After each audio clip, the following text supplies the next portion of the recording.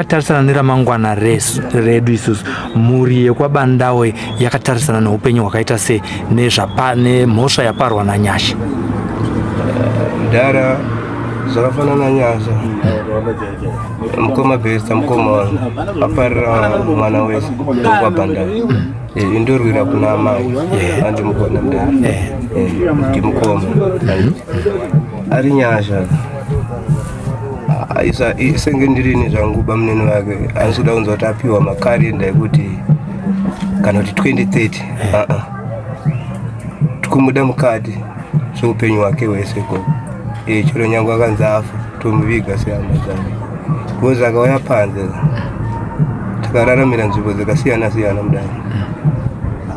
Hasha dzacho dzakanyanyisa. Amai ake vaimuda ndosaka akazosvika pakusvika kupolisi asina ambomukawadha kuno kumupfakoza. Ndakada kutarisa makezi akafamba kubva pa4 Mutengeni akananga kuMarimba.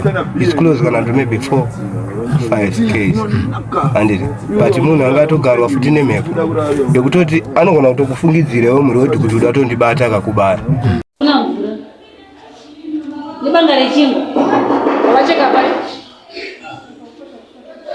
pauro chete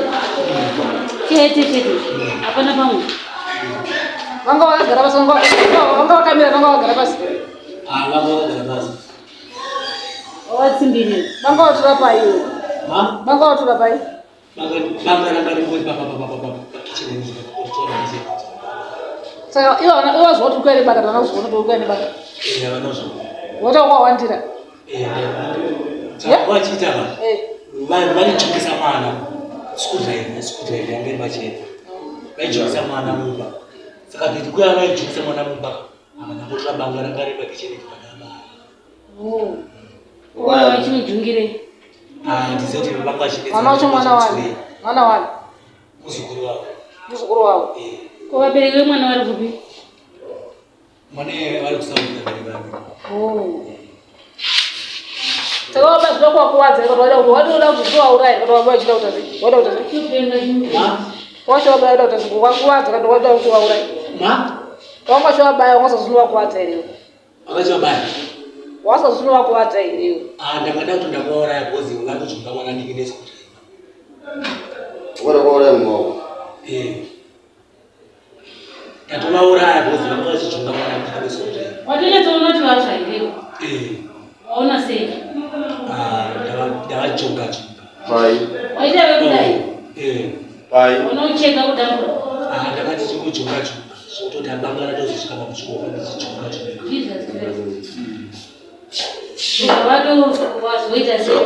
pasi pembedhi wapushira pasi pembedhi ndowapushira pasi vatora mumabhegi vamavharidzira pasaidi kuti vasaoneke akushira pasi pasi pembedhi akapushira pasi vatora mumabhegi vamapfekedza vamavharira kuti vaone chii. Ngatichitarisai muupenyu hwemukomana ushu muzukuru wenyu. Tingati tisati tasvika pachiitiko ichi, munhu wamanga muchigarisana naye sei?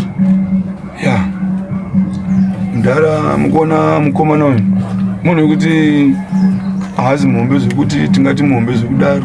Kunzwa kuti ane 22 years. Ndo vakomana vadiki vava vekuma 22 venyu ava ndo vapfanha vedu ka problem mulocation matikurarama kunyange zvinhu zvanhu zvakaoma. Hakuna munhu anofarira kana munhu wese akatoomerwa anazo haasi kuno kumufakosi kunoku atori kunoko ndo kulocation kwacho anazo haasi kunoko tese takafanana. Saka anotanzi nini ndakaomerwa wakaomerwa mwakurarama sei? Problem iri kulocation mukoma. Madrugs avari kurova haasi right ende asati mazivi tonzwa achitaurwa mumastreets ende pavanouya mutauro vanouya vachitaura usiriwo watinotaura vane mumatauriro avo vanotanzi takaenda kudhara ikoko kuseri kwani hamene matauriro avo unobva watoona kuti vanhu ivavo zvakatosiyana nevanhu vari kurarama. Chero maitiro vanoita zvinhu zvavo hasiriwo vanoitwa nemunhu wese patingi takunorarawo vanenge vakumuka. Kune kumwe kutaura tikutaura kuti Nyasha anga ari mumadrugs aitomatorwa futi